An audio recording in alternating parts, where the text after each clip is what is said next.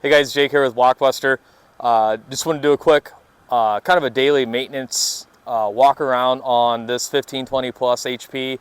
Will differ slightly between the different models, but this would be very similar to either a 1412 plus or 1520 plus frame. So first thing really starting with daily use is checking the engine here, checking general engine oil right here, which we have oil dipstick right here.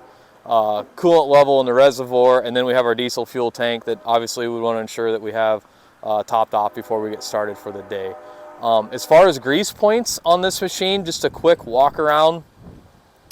We have two here on the saw pivot that we'd like to see grease at about a daily interval. So two right there on that.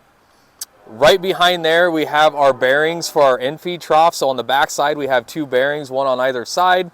And there's a zerk on each one of those that are easily accessible. We get here to the attached elevator, we will have four bearings. So two at the bottom, so one on this side, one over on the far side, and then same thing at the top. If we lower our elevator down, we can get access to those.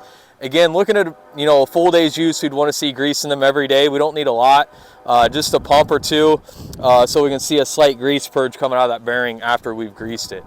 If we come back over here to the operator's side,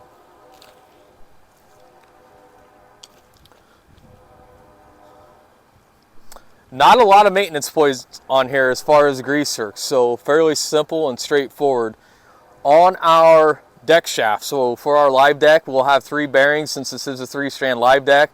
So one here in the middle, and then one here on the far side, and then right here on the front side of our infeed chain, we have our one large bearing in the front with the grease zerk here on this side of the machine. So there is one on the jack. Probably don't need to hit that a whole lot, but all of these other ones that we're looking for, if we're using a full day's use, getting a shot or two of grease in them every single day. So really that's it from a daily maintenance checkpoint.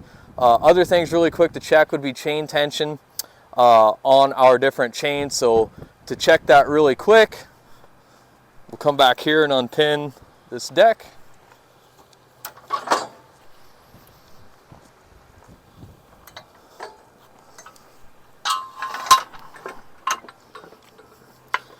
So with the deck pinned, we should be able to lift up on that and see, two inches of slack. If we get up to 3, that's probably all right. Much more than that, we want to look at taking either a half link out or a full link. That's our method of adjustment on here. Infeed conveyor chain, again, very simple, pretty visible to see.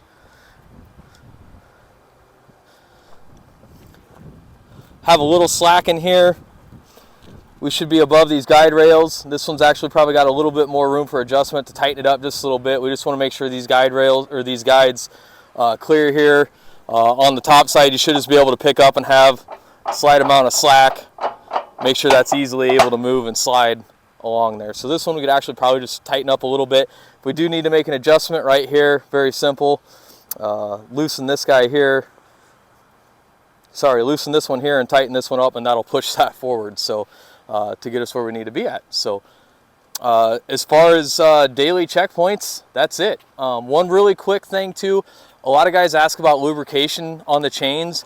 We don't have anywhere that we really have a recommendation for that. The thing that we would say is if you are going to let your machine sit out for long periods of time with no use, we would recommend probably putting some kind of mild lubricant on these chains, especially at the linkage points, just to keep them from getting rusted together. But if you're using a machine weekly, routinely, even if it's left outside, we haven't really seen the need to routinely lubricate them. So it kind of comes down to preference. If you feel that it needs to, that's great, more than happy to, but we don't really require it unless the machine, or recommend it unless the machine is going to sit out for extended periods of time with no use. So very good, and thank you guys.